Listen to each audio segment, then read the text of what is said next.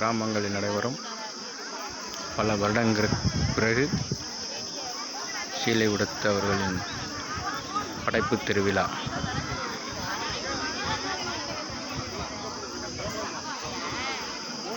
பாருங்கள், மக்கள் எல்லாம்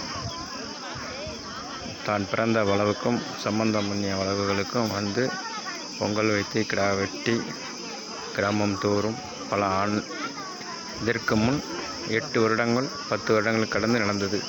தற்பொழுது நடக்கிறது. இதெல்லாம் பார்க்க பல கோடி கண்கள் வேண்டும். அதுதான் கோயில். மக்கள் காலங்காலமாக இதில் என்ன ஒரு பெரிய விஷயம் என்னவென்றால், அந்த காலத்தில் கூறுவதில் வருடம் திருவிழாக்கள் நடந்தால் மழை பெய்யும். மழை பெய்ந்தால் நீர்நிலைகள் பெருகும். நீர்நிலைகள் பெருகினால் விவசாயம் தலையும். இந்த சீமக்கருவை இதுகளுக்கெல்லாம் வேலையே இருக்காது. பசி பஞ்சம் பட்டினி என்றதுக்கே வேலையே கிடையாது. அந்த காலத்தில் முன்னோர்கள் செய்தது சரியாகத்தான் உள்ளது.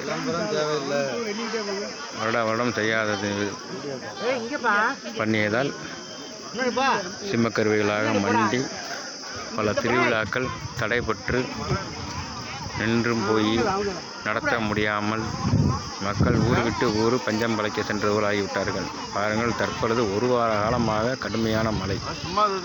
தெய்வம் இருப்பது என்பதற்கு இதுவே சாட்சி.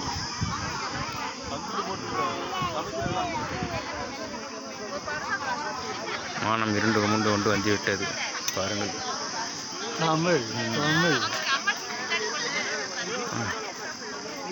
இது ஒரு அற்புதமான தருணம். இன்னும் எத்தனை காலங்கள் கடந்து நடக்கும் என்று தெரியாது. தற்பொழுது நான் கண்டு வியந்து கொண்டிருக்கிறேன்.